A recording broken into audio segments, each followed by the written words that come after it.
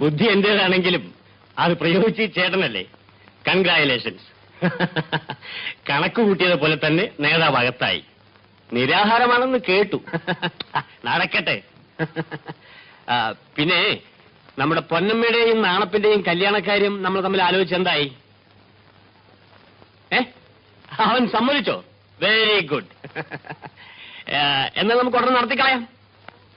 Okay okay. ആ നാണപ്പൻ ചെറുക്കന്റെ കൈ വല്ല കാശോ ചക്രം ഉണ്ടോ സാറേ? പിന്നെ കാശില്ലാതിരിക്കൂ. അവൻ നല്ലവനാടൂ. പാവം. പാവം ഒരു പൊളന്തവന് എങ്ങനെ കൂടെ പോർക്കും? നീ പൊറുക്കണ്ടടി, നിനക്ക് സാറില്ലേ? എടീ, നിനക്കൊരു മേലവിലാസം ഉണ്ടാകുന്നത് നല്ലതാടി. നേരാ സാറേ. പെണ്ണായാൽ മനുഷ്യനെ ബോധിപ്പിക്കാനെങ്കിലും ഒരു അന്തിക്കൂട്ട് വേണം. നാണപ്പനല്ലാതെ വേറെ ആരും നിന്നെ താലി കെട്ടിയാലും നമുക്ക് ഇതുപോലെ കയ്യാനൊക്കില്ലടി. അത് പറഞ്ഞാൽ ഇവളുടെ തലയെ കേറത്തില്ല സാറേ. എടീ പൊന്നമ്മേ, കതിർമണ്ഡപത്തിൽ കേറുന്നതിന് മുമ്പേ എനിക്ക് ദക്ഷിണ തരണം. അതിന് അവള് തന്നെ തരണോ? ഞാൻ തന്നാലും പോരെ? സാറ് തന്നാലും അവള് തന്നാലും കാശ് സാറിന്റെ തന്നെയല്ലേ. അന്ന് എനിക്ക് വയറ് നിറച്ച് ഡിപ്ലിക്കോസ് അടിക്കണം സാറേ. എന്റെ ഒരു ആശയാ. ഇത് നാണപ്പിന് കല്യാണത്തിന് എടുക്കാനുള്ള മുണ്ടും ഷർട്ടുമാണ്. ഇത് അവൾക്ക് സാരി. കൊച്ചമ്മ ഡ്രസ് തന്നു, അങ്ങനെ കുറെ രൂപയും തന്നു. പക്ഷേ ഈ കാർ എന്റെ കല്യാണത്തിന് തരുമെന്ന് ഞാൻ വിചാരിച്ചില്ല. ഞാൻ പറഞ്ഞിട്ടാ തന്നത്.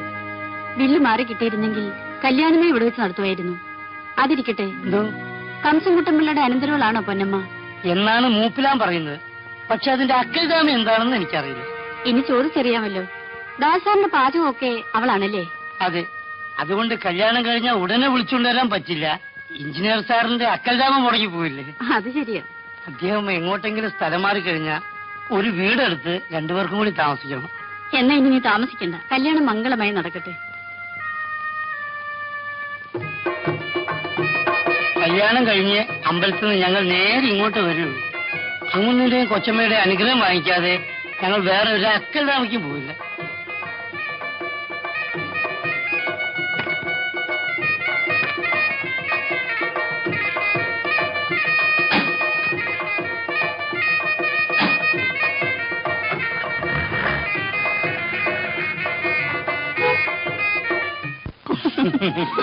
പൊന്നമ്മേ, അങ്ങൊന്നും കൊച്ചമ്മയും നിർബന്ധിച്ചുകൊണ്ടാണ് ഞാൻ ഇപ്പൊ നിന്റെ കഴുത്ത് താലി കെട്ടി. അപ്പൊ എന്നോട് സ്നേഹമില്ലായിരുന്നു? സ്നേഹമുണ്ട്. പക്ഷെ ഒരു ഭാര്യ എന്ന നിലയിൽ ഒരു വീടെടുത്ത് താമസിപ്പിക്കാനുള്ള അക്കൽദാമ എന്റെ കയ്യിൽ കഴിഞ്ഞു.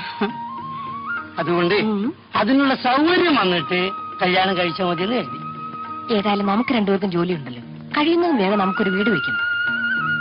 നിന്നിനി ജോലിക്ക് അയച്ചരുതെന്നാണ് എന്റെ ആഗ്രഹം. പക്ഷേ പറഞ്ഞിട്ട് ഫലമില്ലല്ലോ.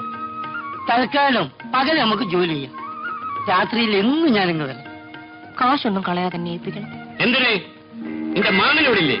രണ്ടുപേരും കാശ് എന്നെ ഏൽപ്പിച്ചാ മതി. വേണ്ട വേണ്ട, ഞങ്ങൾ ജോലി ചെയ്യുന്ന കാശ് ഞങ്ങൾ സൂക്ഷിച്ചോളാം. ആരെ സഹായിക്കാൻ വരണ്ട. തല തെറിച്ചവളെ, ഒരു സംബന്ധക്കാരനെ കിട്ടിയപ്പോ നീ മൂട് മറന്നോ? ഒറ്റ താൻ വീക്കുവോ? പൊന്നമ്മയെ എന്നെ വീക്കുന്നൊന്ന് കാണട്ടെ. ഞാനൊരു കളി തമാശ പറഞ്ഞല്ലേ നാടപ്പ? നീ അതൊക്കെ കാര്യമാക്കുവേ.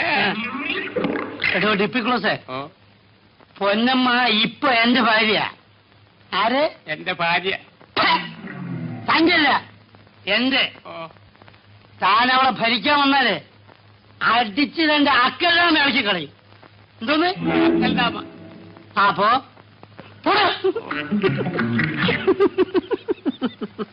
ഞാനവരൊന്ന് വരട്ടി നോക്കിയതാ.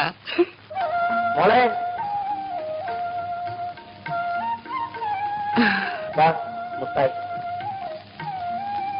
ഇപ്പൊ ഇവർക്ക് മാമനേക്കായി സ്നേഹം മുട്ടായിയോടാ. അവൾ എന്തിനെങ്കിലും സ്നേഹിച്ച് പഠിക്കട്ടെ. ഇത് കൊണ്ടുപോയി വെട്ടി കഴുകി വറുത്തും പൊരിച്ചൊക്കെ വെക്കാൻ. ഇന്നെന്താ പതിവില്ലാതെ വലിയ മീൻ? അറിഞ്ഞില്ലേ? ചേട്ടൻ ഇന്ന് ജാമ്യത്തിലിറങ്ങുക. ജയിലിൽ 2 ദിവസമായിട്ട് ഗോതമ്പുണ്ടുമായിട്ട് കഴിയുകയില്ലായിരുന്നു. ഇന്നെങ്കിലും വയറ് നിറച്ച് നല്ലതുപോലെ വല്ലതും കഴിക്കണം. കൂലി കിട്ടാത്ത ഈ സമയത്ത് എന്തിനാ ഇത് വാങ്ങിയത്? കടമല്ലേ, കാശ് കിട്ടുമ്പോൾ കൊടുക്കും. ബില്ല് മാറിയില്ലെങ്കിലും കൂലിക്കുടിശ്ശിക തീർത്തു കൊടുക്കാൻ സർക്കാരിൽ നിന്ന് പണം വെച്ചിട്ടുണ്ട്. അപ്പോൾ സമരം നിർത്താമല്ലോ. നിർത്താം. ഗോപാലൻ കൂടെ വന്നാൽ മോളെ, ഇന്ന് നിന്റെ മാമൻ വരും.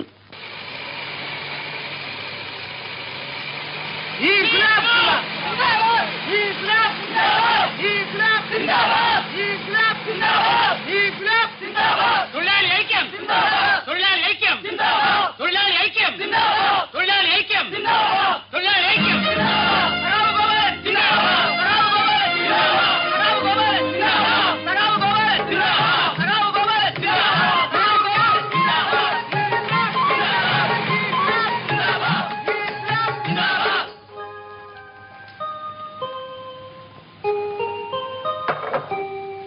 രണ്ടു ദിവസം കൊണ്ട് ചേട്ടനങ്ങ് ക്ഷീണിച്ചു പോയി. നിനക്ക് തോന്നുന്ന എത്ര പ്രാവശ്യം ജയിലിൽ പോയിട്ടുള്ളവനാ ഞാൻ. എനിക്ക് പേടിയായിരുന്നു. അയൽപക്കത്ത് നാരെങ്കിലും പിടിച്ച് കിടക്കാൻ പാടില്ലായിരുന്നു. ബാവ എന്നും രാത്രി ഈ തിണ്ണയ്ക്ക് വന്ന് കിടക്കുമായിരുന്നു. ബാവായ അതെ ചേട്ടാ, എന്നും അരി സാധനങ്ങളും ഒക്കെ വാങ്ങിച്ചുകൊണ്ട് തരുമായിരുന്നു. നല്ല സ്നേഹമുള്ള മനുഷ്യനാ. ഷാൻ കമ്മിറ്റി നോട്ടീസാണ്. കമ്പി വാങ്ങിച്ച വഴിയിൽ 1.5 ലക്ഷം രൂപ കൊടുക്കാനുണ്ടെന്നുള്ള വക്കീൽ നോട്ടീസ്. ഞാൻ എവിടെ കൊടുക്കും? നോട്ടീസിന് മറുപടി അയക്കണം. ഉടനെ കൊടുക്കാമെന്ന്. മറുപടി അല്ല അവർക്ക് ആവശ്യം, അവർക്ക് രൂപയാണ് ആവശ്യം. ഇത് കൂടാഞ്ഞിട്ട് മരിച്ചവരുടെ വീട്ടിലേക്ക് 10,000 രൂപ കോമ്പൻസേഷൻ കൊടുക്കണമെന്ന് സർക്കാർ എഴുതി വന്നിരിക്കുന്നു. ഞാൻ അന്നേ പറഞ്ഞതാ അവിവേകം ഒന്നും കാണിക്കരുതെന്ന്. ഗോപാലിന് കേസ് കൊടുക്കാൻ ബോംബെറിയിച്ചു. എന്നിട്ടിപ്പോ എന്തായി? ആളപകടം ഉണ്ടാകുമെന്ന് ഞാൻ വിചാരിച്ചു. ആ ദാസ് പറഞ്ഞു, ഞാനങ്ങ് ചെയ്യിച്ചു. ആ വകയിൽ രൂപ 5000 ആ പൊന്നമ്മയ്ക്ക് കൊടുക്കേണ്ടി വന്നത്. അന്ന് ഒത്താശ പറഞ്ഞു തന്നവനൊക്കെ ഇപ്പൊ എവിടെ പോയി? അവനൊക്കെ ഇപ്പൊ എന്നെ കാണുമ്പോ ഒളിക്കുകയാണ്. ആ ദാസിനെ എനിക്കൊന്ന് കാണണം. എന്തിന്? എല്ലാ ചരടുകളും ഇപ്പൊ അയാളുടെ കയ്യിലല്ലേ. അയാളെ പിണക്കിയാൽ അനുഭവം എന്തായിരിക്കും അറിയാമോ? പിന്നെ ഞാൻ എന്ത് ചെയ്യണമെന്നാണ് നീ പറയുന്നത്? മുള്ളിനെ മുള്ളുകൊണ്ടെടുക്കണം. ഞാൻ പോയി അയാളെ ഒന്ന് കാണാം. ദാസിനെയോ? അതെ. നീ നിന്റെ കയ്യിൽ 10,000 രൂപയുണ്ട്. അത് നീ ഇവിടെ എവിടെയോ ഒളിച്ചു വെച്ചിരിക്കുകയാണെന്ന് ഞാൻ അറിഞ്ഞു. ഇതാര് പറഞ്ഞു മാമ? ആറുകൊലത്ത് ഗോവിന്ദപിള്ള. ആ മാടക്കടക്കാരനല്ലേ? ആ, അയാളുടെ അച്ഛൻ തന്നതായിരിക്കും. അപ്പൊ എഞ്ചിനീയർ സാർ തന്നെ കാശോടെ? അദ്ദേഹം കാശ് തരാമെന്ന് പറഞ്ഞിട്ട് ഇതുവരെ തന്നില്ല. അതല്ലാതെ നിന്റെ വേറെ കാശ് കാണണമല്ലോ. ആ, അതെനിക്കൊരു വീട് വയ്ക്കാന്. ആ, അപ്പൊ നിനക്ക് തനതായ വീട് വേണം, ഭർത്താവ് വേണം. നിന്നെ കൊണ്ടുകിടന്ന ആളാക്കി എനിക്ക് ഡിപ്ലിക്കോസ് അടിക്കാൻ പോലും കാലണ തരില്ല അല്ലേ? ശരി, നീ ഈ വീട്ടിൽ തന്നെയാണല്ലോ പണം ഒളിച്ചു വെച്ചിരിക്കുന്നത്. നമുക്ക് കണ്ടോളാം. ഒന്നുമില്ല, അവളൊരു നായർ പെണ്ണല്ലോ. എന്റെ മോളുടെ പ്രായമല്ലേ ഉള്ളൂ. നിനക്ക് എന്നോട് ഒരു വാക്ക് പറയാമായിരുന്നില്ലേ? ഞാൻ അവളെ വിളിച്ച് എന്നെ വീട്ടിർത്തില്ലായിരുന്നു. ഇത് പോകണം കേടായിപ്പ്.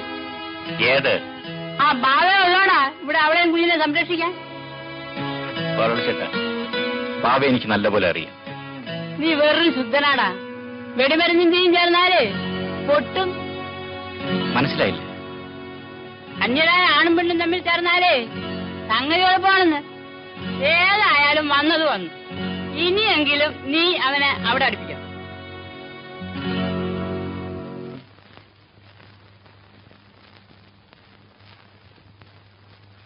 നമസ്കാരം സാർ. നമസ്കാരം. കാറിന്റെ ഹോൺ കേട്ടപ്പോ ഞാൻ വിചാരിച്ചു വാസുക്കുട്ടൻ പിള്ളയാണെന്ന്. എന്താ പതിവില്ലാതെ? സാറിനെ ഒന്ന് കാണാൻ വന്നതാ. ആ, ബില്ലിന്റെ കാര്യം. ഓ, ഐ സി. അതേപ്പറ്റി വിശദമായി സംസാരിക്കണമെങ്കിൽ അല്പം സമയം വേണം. എനിക്ക് തിടുക്കമൊന്നുമില്ല. ആ, എന്നാൽ നാളെപ്പം താഴെ ചെന്നിരിക്കും. ഞങ്ങൾക്ക് അല്പം സർക്കാർ കാര്യം സംസാരിക്കാനുണ്ട്. എന്നാ ഞാൻ പോയി എന്റെ അക്കൽജാമ്യം കണ്ടേച്ചും വരാം. വരണമെന്നില്ല, ഭവാനിയമ്മയും ഞാൻ കൊണ്ടുവിട്ടോളാം. ഞാൻ പോയിക്കോട്ടെ കൊച്ചമ്മേ? നീ ഭാര്യയുടെ അടുത്തേക്ക് പോയില്ലേ? ഞാൻ പൊയ്ക്കോളാം. വരൂ, അകത്തുനിന്ന് സംസാരിക്കാം. വരൂ.